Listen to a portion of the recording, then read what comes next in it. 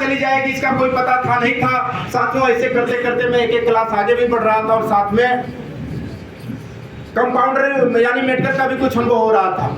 उसी दौरान साथियों 2006 आया और 2006 में जब मैं बीए सेकेंड ईयर में था तो एक अपरिचित व्यक्ति के माध्यम से मेरे को आरसीएम बताया गया। और आरसीएम में क्या बताया गया? आरसीएम में छोटी सी बात बताई गई कि यहाँ यदि आप खरीदारी करेंगे, यहाँ यदि आप अपने घर के लिए नमक तेल धनिया लाएंगे तो आपको 20% चेक बन के वापिस आएगा। कितना साहब? 20% वापिस आएगा। यह छोटी सी बात मुझे बहुत प्रभावित कर गई। मैं अपने से ज्वाइन करने के लिए बेताब हो गया और मैं खोजने लगा कि वो आदमी गया कहाँ जो मेरे से चर्चा किया, वो मेरे को मिला नहीं। इसी दौरान एक तीसरा व्यक्ति मेरे को मिल गया और उनको पकड़ के ले जाके मैं ज्वाइन कर लिया। मैं हैरान हो जाता हूँ, अपने ज्वाइनिंग की कहानी याद करता हूँ कि यार मैं कैसे इतना बेताब हो गया जुड़ने के लिए। तो मैं इसके पीछे एक ही चीज समझता हूँ कि कहीं न कहीं ऊपर वाले का बहुत बड़ा रोल होता है साहब। जितने लोगों को बुलाया गया था, यदि सारे लोग आ गए होते तो इस हाल में बैठने का जगह नहीं होता।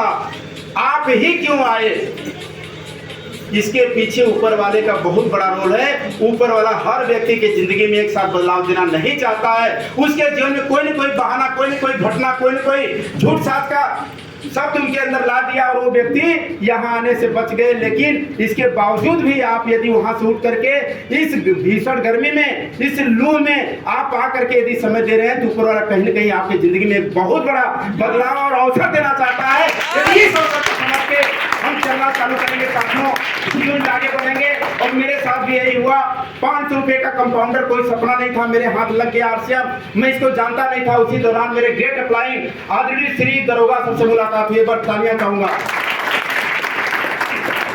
उन्होंने मेरे को गाइड करना चालू किया और साथियों में इतना सीधा, इतना कम बोलने वाला, इतना संकोची स्वभाव वाला, इतना मतलब कोई चालाकी नहीं थी।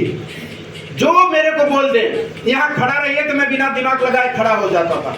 एक किताब आपको खरीद के पढ़ना तो बिना दिमाग लगाए मैं पढ़ने लग जाता था।